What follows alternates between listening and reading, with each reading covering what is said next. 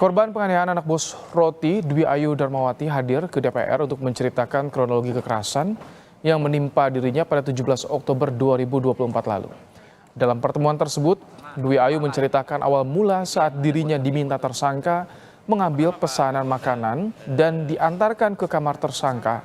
Namun korban menolak karena itu bukan merupakan tugasnya sebagai karyawan toko.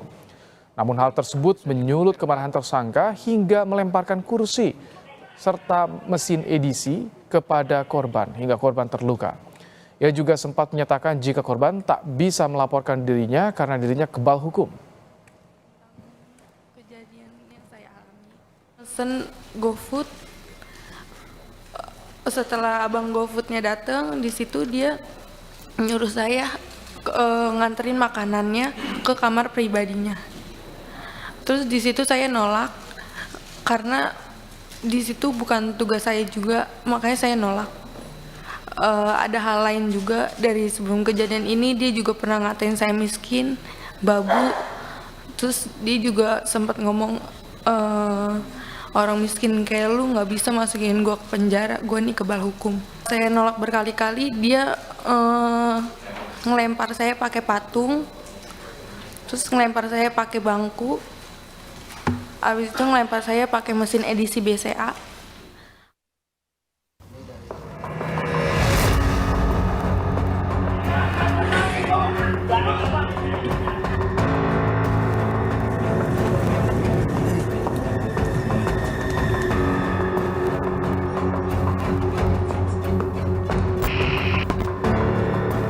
Polisi menangkap George Sugama Halim, anak pemilik toko roti yang kabur seusai menganiaya salah satu karyawati toko di Cakung, Jakarta Timur di sebuah hotel di Sukabumi, Jawa Barat.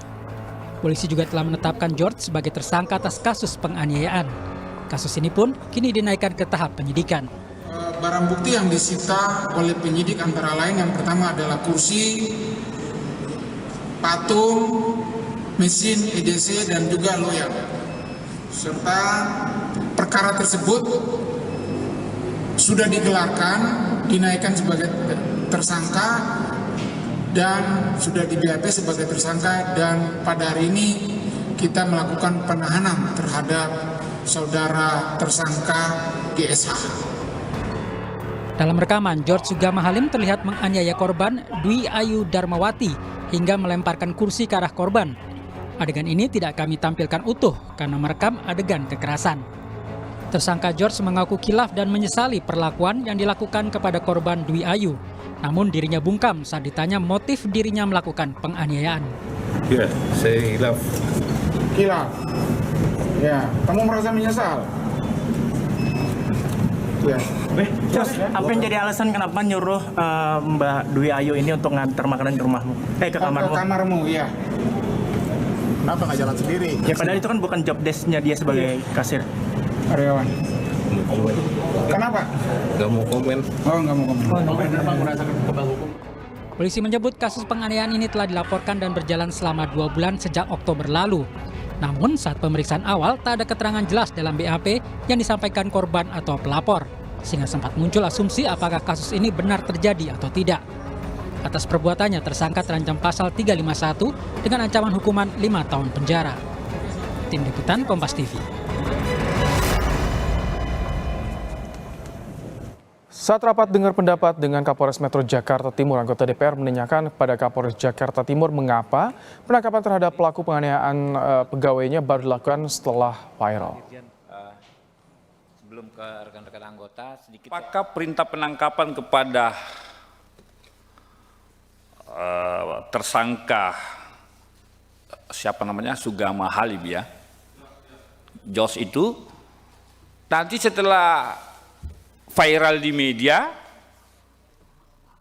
ataukah memang sebelumnya sudah ada perintah tangkap misalkan, begitu naik gelar sidik tersangka langsung ada upaya tangkap lalu tahan.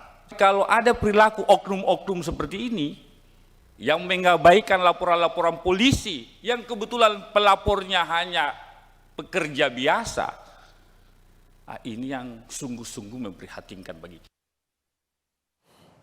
Komisi 3 DPR melakukan rapat dengar pendapat dengan Kapolres Metro Jakarta Timur, Kombes Nicholas Arilipali terkait kasus penganiayaan terhadap penjaga kasir sebuah toko roti yang dilakukan oleh anak pemilik toko.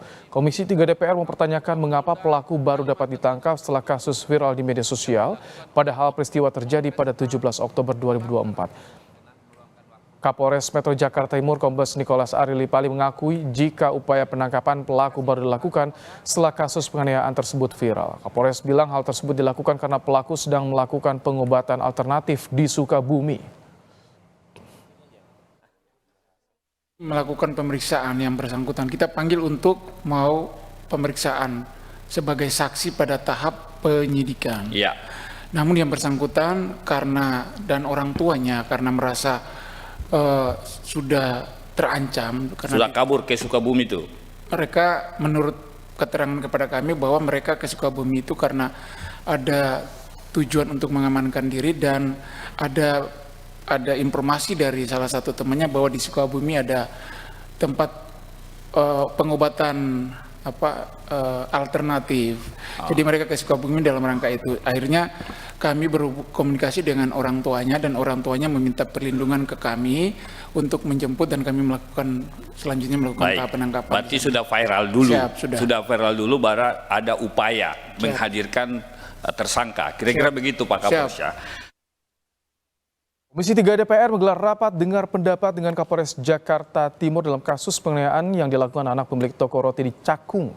Komisi 3 meminta kepolisian memproses kasus ini tanpa pandang bulu. Pasalnya, kasus ini baru diproses setelah berita ini viral, namun kejadian telah terjadi sejak 2 bulan lalu. Saat ini sudah bersama kami anggota Komisi 3 DPR dari fraksi PKB, Hasbialah Ilyas. Selamat petang, Pak Hasbi. Petang, terima kasih Mas. Baik, Pak Hasbi. Salam. No viral, no justice. Bagaimana tanggapan Anda dari kasus ini, Pak Hasbi? Untuk aman juga. Ya, memang menurut saya begini. Pertama ada kejanggalan. Yang pertama kenapa kasus ini sudah sampai berlalu sampai 2 bulan. Seharusnya Polres Jakarta Timur gitu harus cepat. Harus cepat menangani kasus-kasus, tidak berlarut-larut. Dan memang ini permasalahan hampir di seluruh Indonesia. Kasus ini viral baru diangkat, viral baru ditindaklanjuti.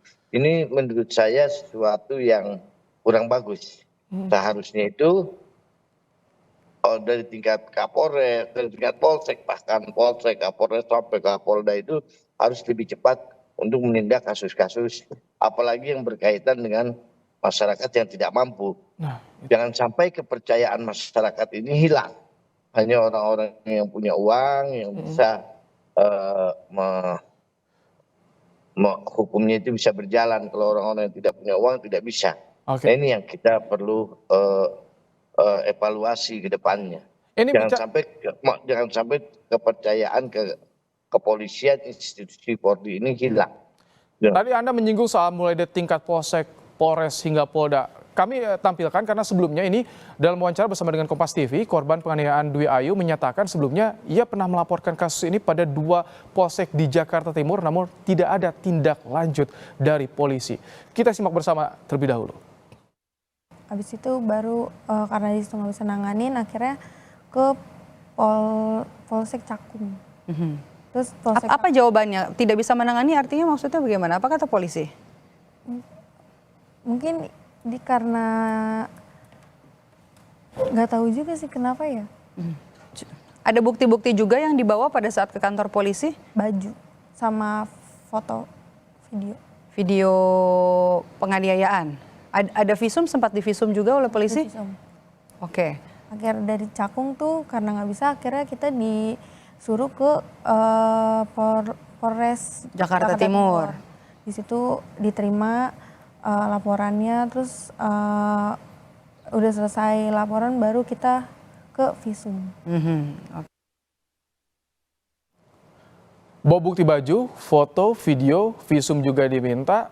Bagaimana Anda melihat Pak Hasbi soal ini? Tidak ditindaklanjuti laporan di Polsek. Bagaimana tindak lanjut dari Komisi 3? Seharusnya kalau memang sudah ada pelaporan dari masyarakat dan apalagi sudah ada visumnya, sudah ada bukti yang kuat, itu seharusnya dipanggil. Menurut saya itu bukan suatu alasan kalau misalnya ada pengobatan di Sukabumi atau di mana. Misalnya tadi saya sampaikan di dalam rapat dengan Komisi 3, di Komisi 3, saya sampaikan ini tersangka yang melakukan hal ini bukan pertama kali melakukan hal ini. Yang kami dengar dari masyarakat tetangga bos tukang roti ini itu sudah melakukan berkali-kali dengan orang yang berbeda gitu loh. Mungkin dengan keluarganya, dengan ini. Nah ini seharusnya, apalagi ini kan yang sudah mereka lakukan yang ketiga kali mungkin ya. Memang yang pertama kali dan yang kedua kali tidak dilaporkan oleh kepolisian. Tapi seharusnya polisi itu lebih tahu dan lebih cepat untuk bertindak. Jangan sampai berlarut-larut. Apalagi sudah dilaporkan ke Polres. Kemarin saya sempat menanyakan langsung ke Kapolres, saya datang ke Kapolres, saya tanyakan kenapa hal ini sampai terjadi dan sudah dilaporkan ke Kapolres. Memang Kapolres mengatakan kepada saya itu karena prosesnya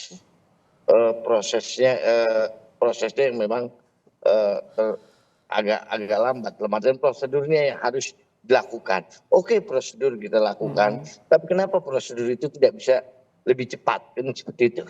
Oke, ini diharapkan ketika sudah dipanggil oleh Komisi 3 DPR ini jadi perhatian agar di institusi Polri tidak main-main soal laporan proses hukum dari masyarakat. Terima kasih Pak Hasbiala Ilyas telah bergabung bersama Kompas Petang sore hari ini.